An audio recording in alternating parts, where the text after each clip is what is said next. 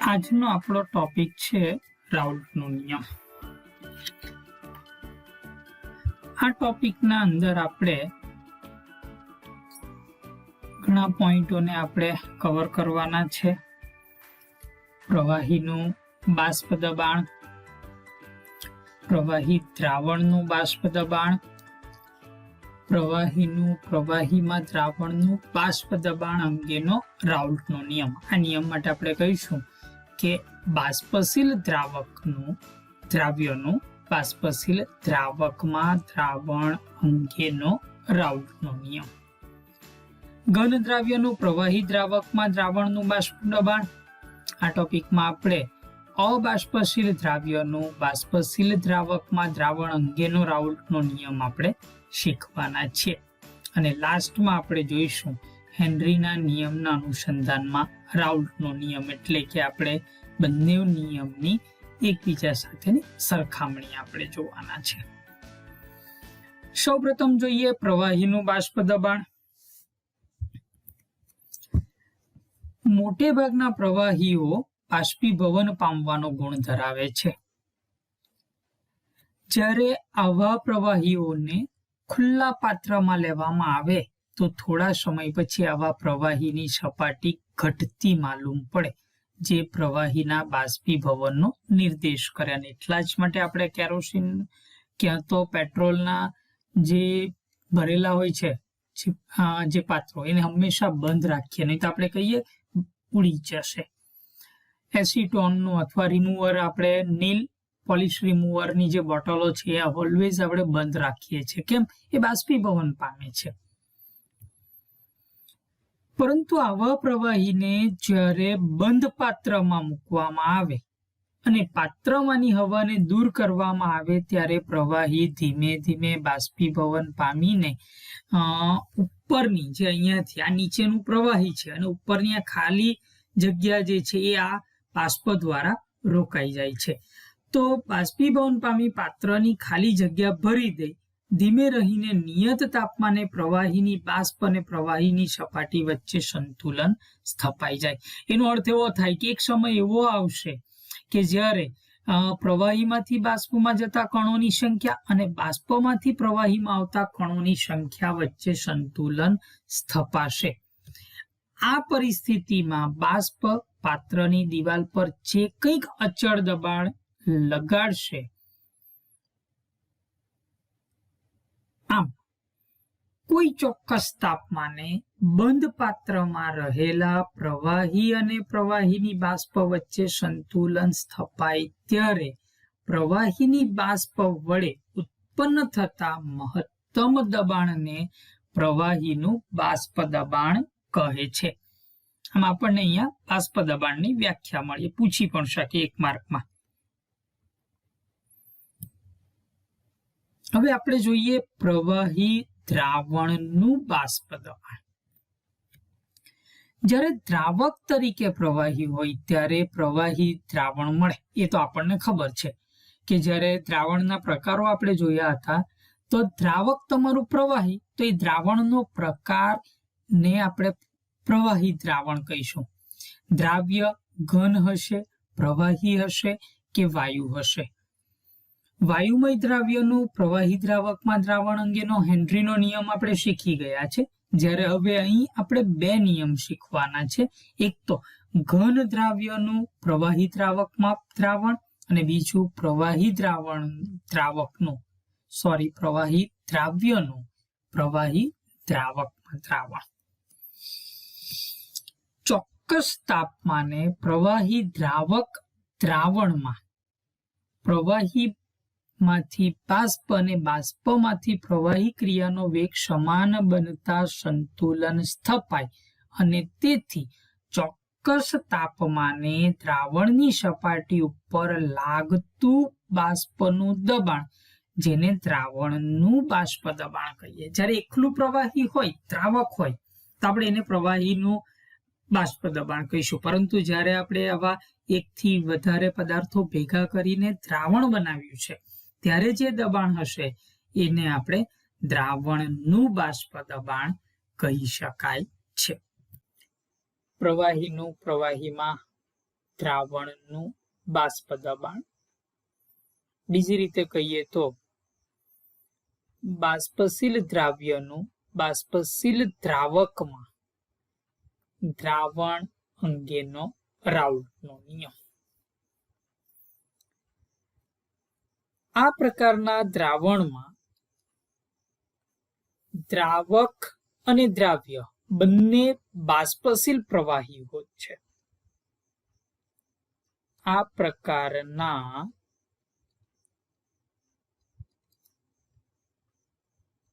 દ્રાવણમાં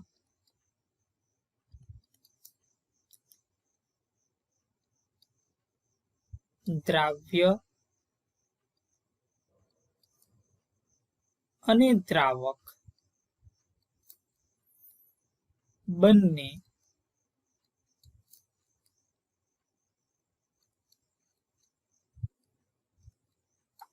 બાષ્પશીલ પ્રવાહીઓ છે.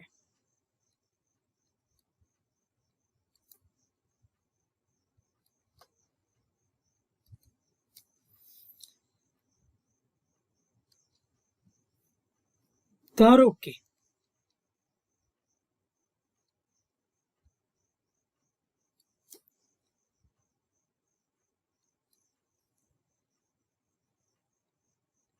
દ્રાવકના આંશિક દબાણને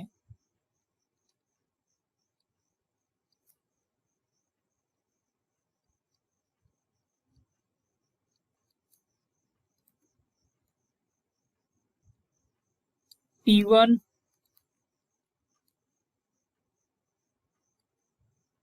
અને મોલ અંશને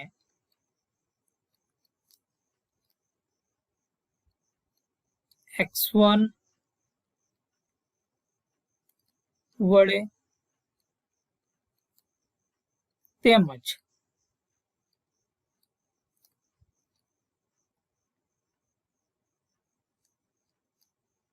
દ્રાવ્યનું બાષ્પ દબાણ દ્રાવ્યનું આંશિક દબાણ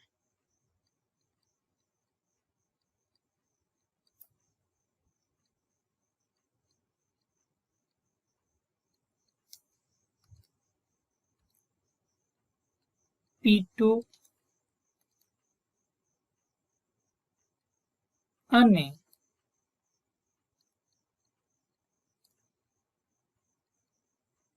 મોલ અંશને x2 વડે દર્શાવીએ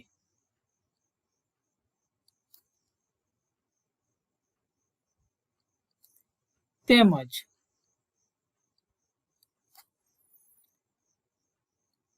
દ્રાવણનું કુલ દબાણ P total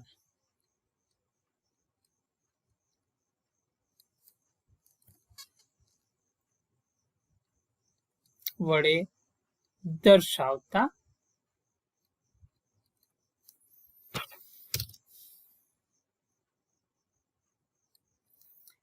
રાઉલ્ટ નામના વૈજ્ઞાનિકે નિવેદન કર્યું કે રાઉલ્ટ નામના વૈજ્ઞાનિકે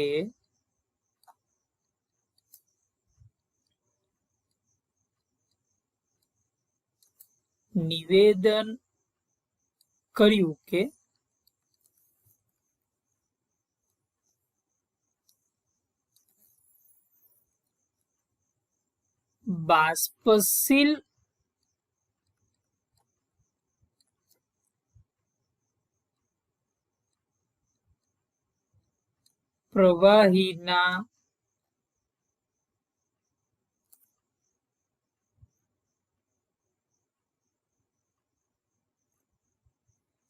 બાષ્પશીલ પ્રવાહીના દ્રાવણ માટે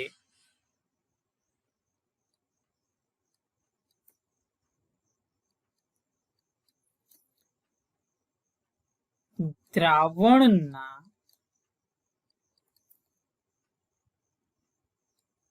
દરેક ઘટકના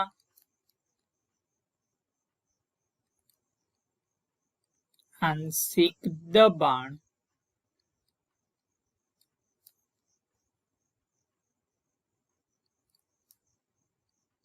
દ્રાવણમાં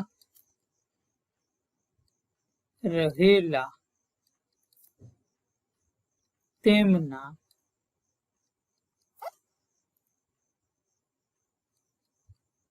મોલ અંશના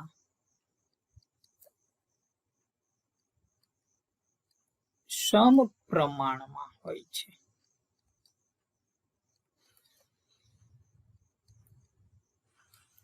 આમ આ નિયમ મુજબ એવું કહે કે દ્રાવણમાં રહેલા પ્રત્યેક ઘટકનું આંશિક દબાણ એ દ્રાવણમાં રહેલા તેના મોલ અંશને સમપ્રમાણ છે.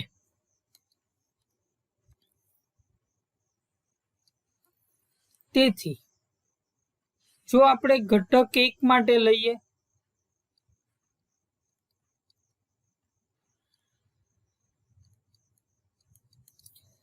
તો આપણને કહ્યું છે તે પ્રમાણે P1 is proportional to x1 and therefore P1 is equal to, ચલે છેનું ચિહ્ન દૂર કરીએ એટલે આપણને કોઈક એવા અચળાંકની જરૂર પડે. અહીં અચળાંક હું લઉં છું P1 0, જ્યાં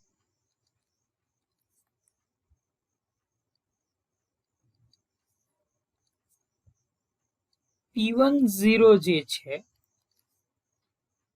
એ શુદ્ધ દ્રાવકનું બાષ્પ દબાણ. જે પાત્રમાં આપણે દ્રાવણ લીધેલું છે એ પાત્રમાં માત્ર દ્રાવક ભર્યો હોય તેના માટે આપણને મળશે. તે જ પ્રમાણે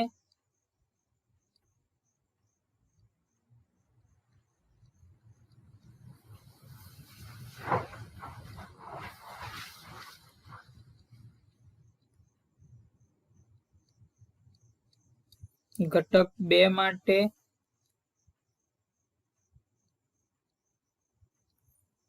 P2 is proportional to x2 and therefore P2 is equal to,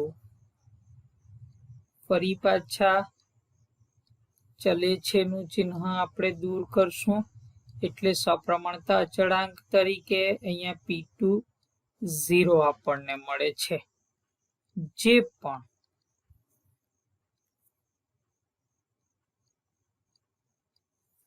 P2 0 બરાબર શુદ્ધ ઘટક 2 નું બાષ્પ દબાણ. હવે અહીંયા બંને જ વોલેટાઇલ લિક્વિડ છે એટલે અહીંયા આપણે દ્રાવક કે દ્રાવ્ય શબ્દ નહીં યુઝ કરીએ. બંનેની માત્રા ઘણીવાર સરખી પણ હોય માટે અહીંયા આપણે ઘટક 1 નું બાષ્પ દબાણ અને ઘટક 2 નું બાષ્પ દબાણ તરીકે આપણે લઈશું. કે હવે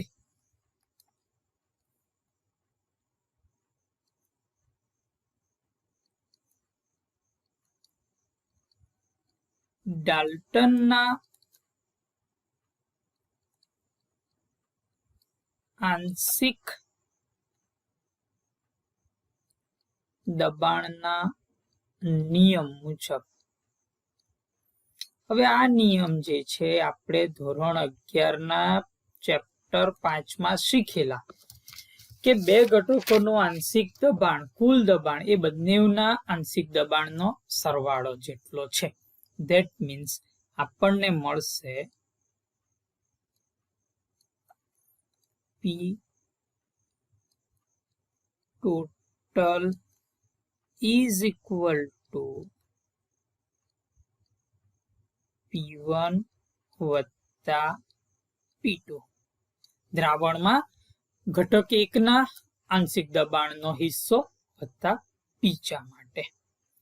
પરંતુ P1 માટે આપણે લખી શકીએ અહીંયા P1 0 into x1 અને P2 માટે આપણે લખી શકશું P2 0 x2. આ વેલ્યુઝ આપણે અહીંયા મૂકીએ તો P1 0 x1 વત્તા P2 0 x2. તો એક સમીકરણ આપણને અહીંયા મળ્યું. P total બરાબર P1 0 x1 into P2 0 x2. હવે આપણને બધાને જ ખબર છે કે દ્રાવણમાં રહેલા ઘટકના મૂલાંશનો સરવાળો 1 થાય. અહીંયા આપણે 2 ઘટકો લીધા છે માટે આપણે કહી શકીએ x1 વત્તા x2 બરાબર 1. and therefore કોઈ પણ એકને આપણે સૂત્રનો કરતા બનાવીએ which is equal to 1 minus x2. હવે ઉપલા સમીકરણની અંદર માનો કે આપણે આને નંબર 1 આપ્યો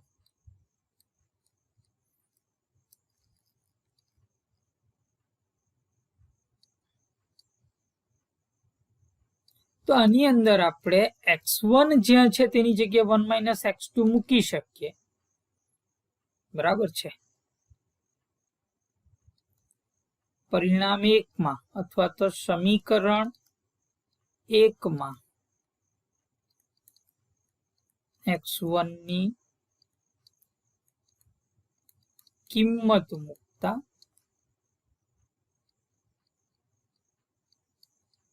માટે P total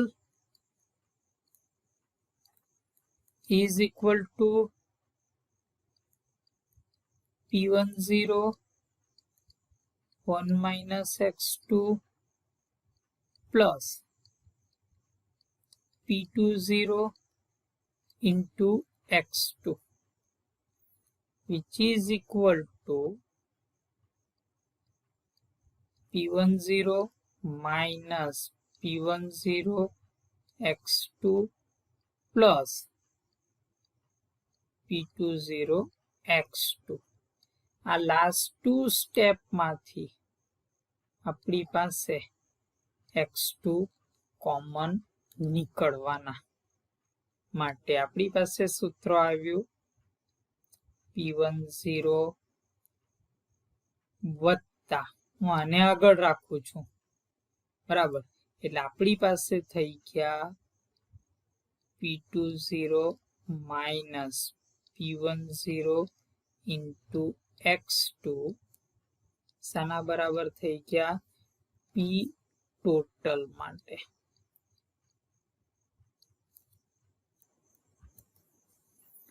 તો આપણી પાસે સમીકરણ 2 મળ્યું.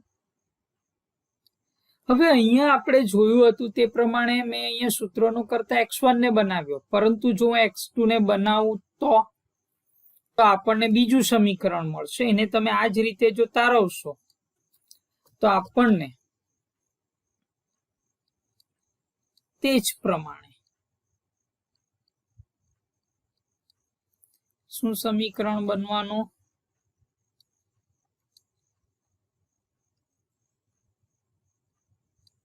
P total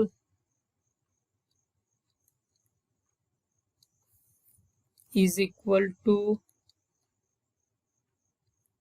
P2 0 વત્તા P1 0 minus P2 0 into x1.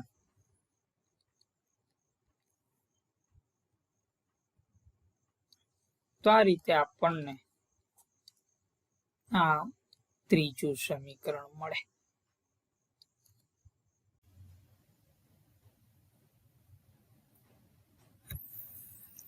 તો આપણે સમીકરણ 3 જોયું.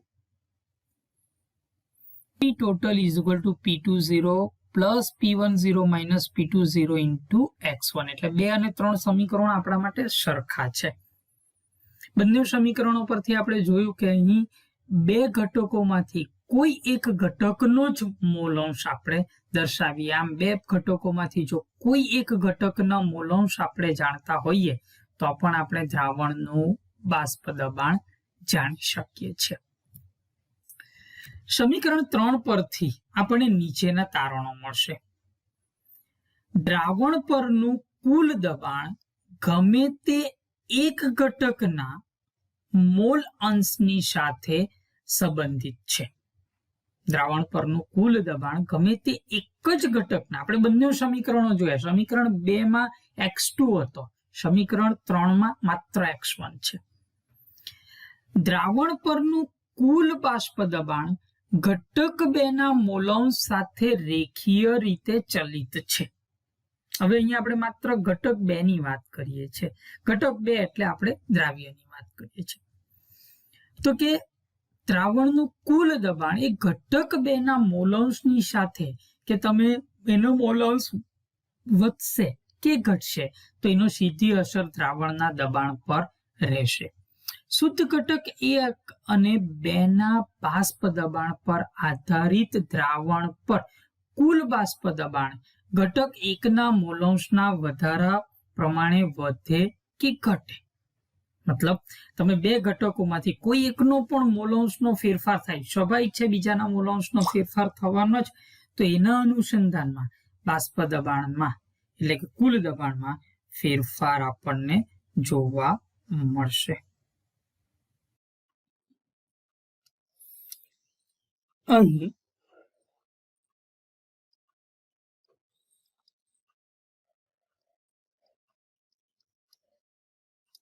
ઘટક 1 કરતા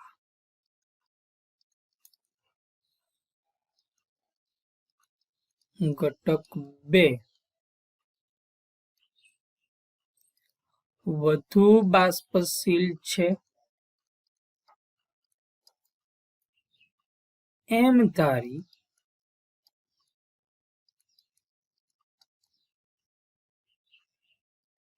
દ્રાવણ માટે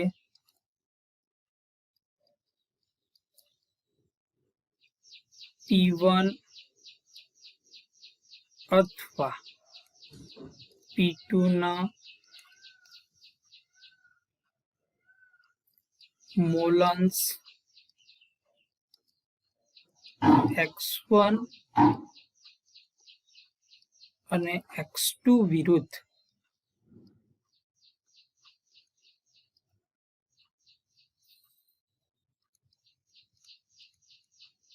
આલેખ દોરતા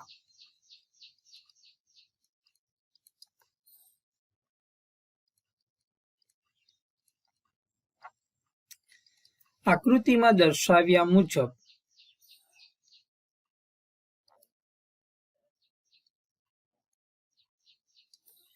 સીધી રેખા મળશે.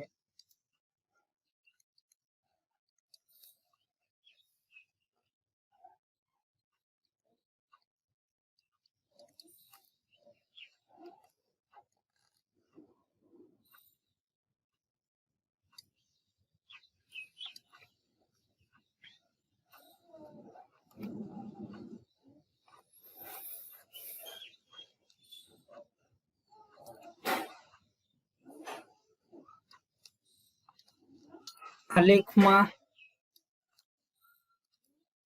જે બિંદુએ આને આપણે પ્લોટ 1 કહીએ છીએ, કોની વર્સિસ છે તો કે દ્રાવણ ઘટક P1 માટેનો x1 અને x2 અગેન્સ્ટનો જે આલેખ છે એ આપણને આ મળશે. આ બીજી તૂટક રેખાને આપણે રેખા 2 તરીકે ઓળખીશું અને આ બંને ઘટકોના એટલે કે કુલ દબાણ વર્સિસ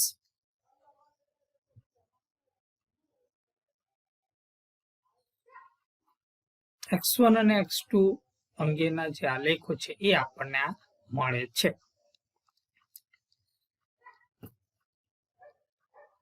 આલેખમાં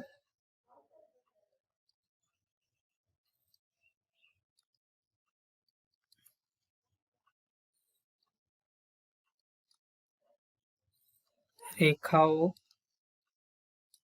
1 અને 2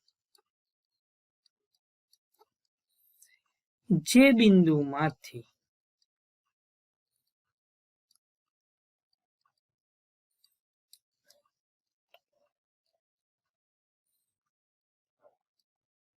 પસાર થાય ત્યાં x1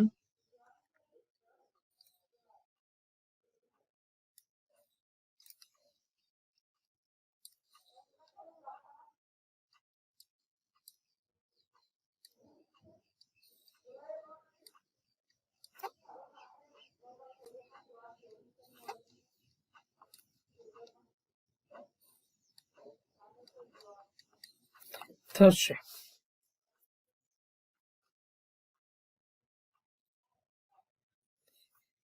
હવે આમ અહીં જે આપણે જે જોઈએ છે અથવા તો આલેખની જે વાત થાય છે મેઇન જેને જે પ્રકારના દાખલાઓ પૂછાય છે ત્યાં અહીં આ પાર્ટમાં તમારું દ્રાવણ છે જે ઘટક A અને B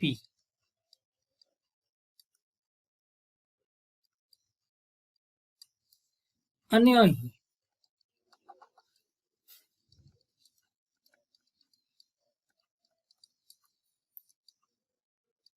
ઘટક A ના વાયુ સ્વરૂપના, બાષ્પ સ્વરૂપના અને B સ્વરૂપના અહીં રહેલા છે. તો અહીંયા આ જગ્યાએ ઉપર બાષ્પ કલામાં A નું સંગઠન, બાષ્પ કલામાં B નું સંગઠન શોધવા માટે આપણે આ ગ્રાફ કરી રહેલા છે. અત્યારે જે આપણે જે ગ્રાફ શીખી રહ્યા છે એ બાષ્પ કલા માટેના સંગઠનો જાણવા છે આપણે.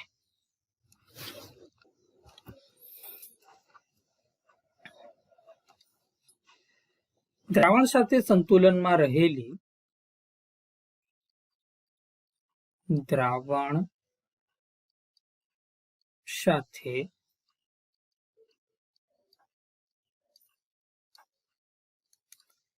સંતુલનમાં રહેલી બાષ્પ કલાનું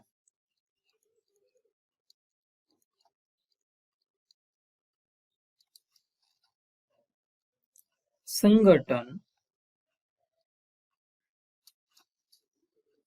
ઘટકોના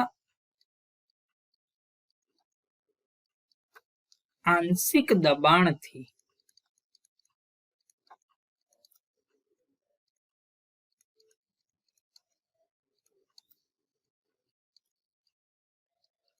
નક્કી કરી શકાય છે.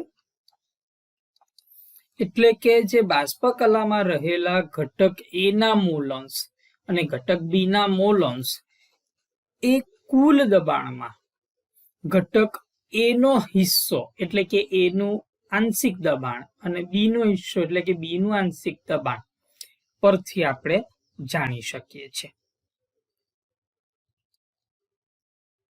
જો y1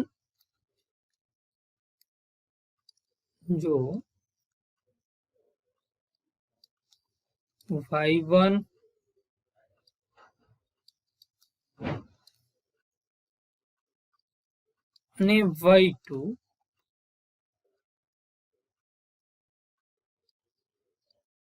અનુક્રમે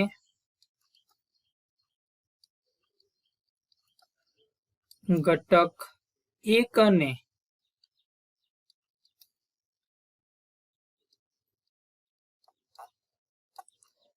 ઘટક 2 ના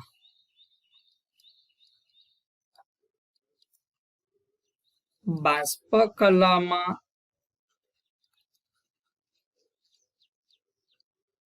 મોલન્સ હોય તો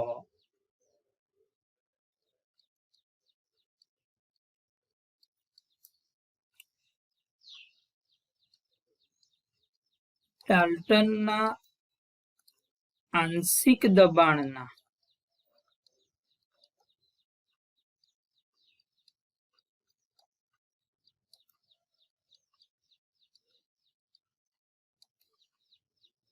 નિયમ મુજબ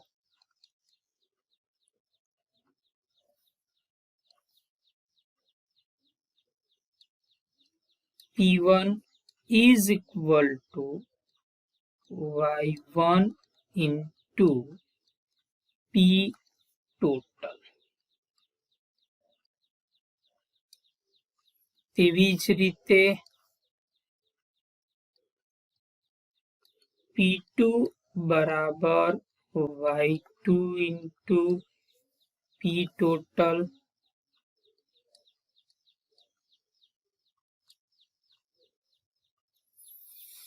ચાલો હવે આ y1 અને y2 શું કહેવા માંગે? આપણે x1 અને x2 ની જે વાત કરીએ દ્રાવણમાં રહેલા ઘટકોના મોલન્સ હતા. હવે એમાંથી ઘણો એવો જથ્થો બાષ્પ કલામાં રૂપાંતર થયો તો ઉપર પણ જે સંગઠન છે એમાં ઘટક એકના મોલન્સને આપણે સંતુલને y1 તરીકે અને સંતુલને y2 તરીકે લઈએ તો ઉપરના ભાગમાં, કારણ કે દબાણ તો જે ઉપર લાગવાનું છે તે જ છે, તો તે દબાણ એ y1 ના મોલન્સના સમપ્રમાણમાં અને y2 ના મોલન્સના સમપ્રમાણમાં રહેશે. આમ સામાન્ય રીતે જો આપણે આ સમીકરણને લખીએ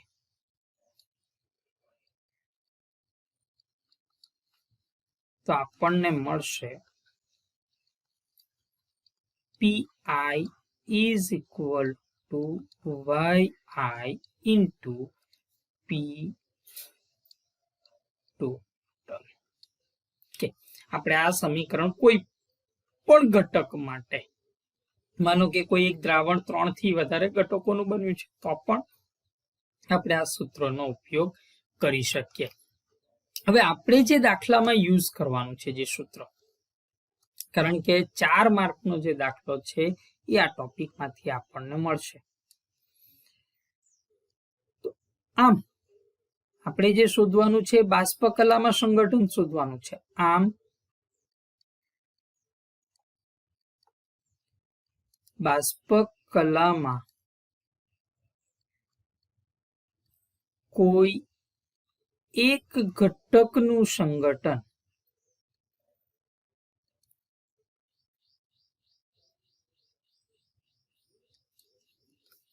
માનો કે આપણે પહેલા માટે સમીકરણ લઈશું તો સમીકરણ સાનું બનશે?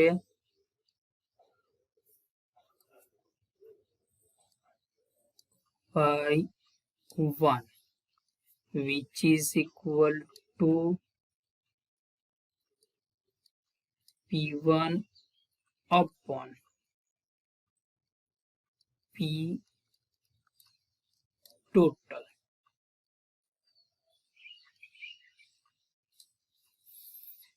જ્યાં P1 બરાબર આપણે શોધેલા હશે P10 into x1. હું એને ડાયરેક્ટ નથી લખતો કારણ કે એ નીડ નથી. એ તો ઘણી વાર અહીંયા સૂત્રમાં આપણે P10 into x1 લખી શકીએ ડાયરેક્ટ, પણ આપણે આ રીતે લખશું કારણ કે એને આપણે ઉપરના સૂત્ર પરથી શોધવાનું છે. તેવી રીતે y2 માટેનું સૂત્ર આપણી પાસે થશે P2 over P total. ફરીવાર જ્યાં P2 બરાબર P20 into x2. તો આપણે આ બે સૂત્રનો ઉપયોગ કરવાનો છે.